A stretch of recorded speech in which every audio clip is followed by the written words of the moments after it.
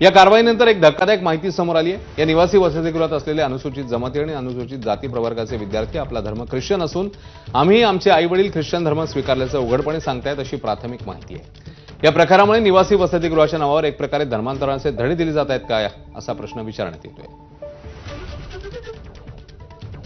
तिथे गेल्यावर आम्हाला कळलं की यांनी शिक्षण विभाग, आदिवासी विभाग, समाज कल्याण किंवा महिला बाल विकास विभागाची कोणतीही परवानगी घेतली नाही। सदर संस्थेला महाराष्ट्रात काम करण्याचं कोणतीही परवानगी त्यांनी घेतलेली नाही। प्रत्येक मुलांकडे बायबल होतं। प्रत्येक मुलं सांगत होते की आम्ही सकाळी 5:30 आणि सायंकाळी पण आम्ही येशूंची प्रेयर करतो। आम्ही प्रश्न पण केला त्यांना की आपण आदिवासी आहात, मग आपण देवीची, गावदेवीची, निसर्गाची पूजा करत नाहीत का? त्यामुळे आम्ही इतर देवांना मानत नाही, आम्ही फक्त येशूंना मानतो।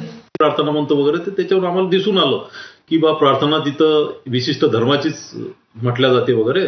तेव्हा आम्ही त्या मुलांना विचारलं की बा तुम्ही दुसरी प्रार्थना म्हणत नाही का? तर त्यांनी आम्हाला सांगितलं की आम्ही सगळे ख्रिश्चन धर्म स्वीकारलेला आहे, आमच्या आई वडिलांनी, आमच्या पालकांनी सुद्धा ख्रिश्चन धर्म स्वीकारलेला आहे, त्याच्यामुळे आम्ही आमच्या धर्माची प्रार्थना करतो। यावरून तिथं असं स्पष्ट होतं की जवळपास सर्व मुले हे त्याच धर्माची दिसून आली। यासोबत या बुलेटिनमध्ये इकडेच थांबतोय। एक छोटासा ब्रेक नंतर महाराष्ट्र लाईव्ह दीपक सोबत पाहत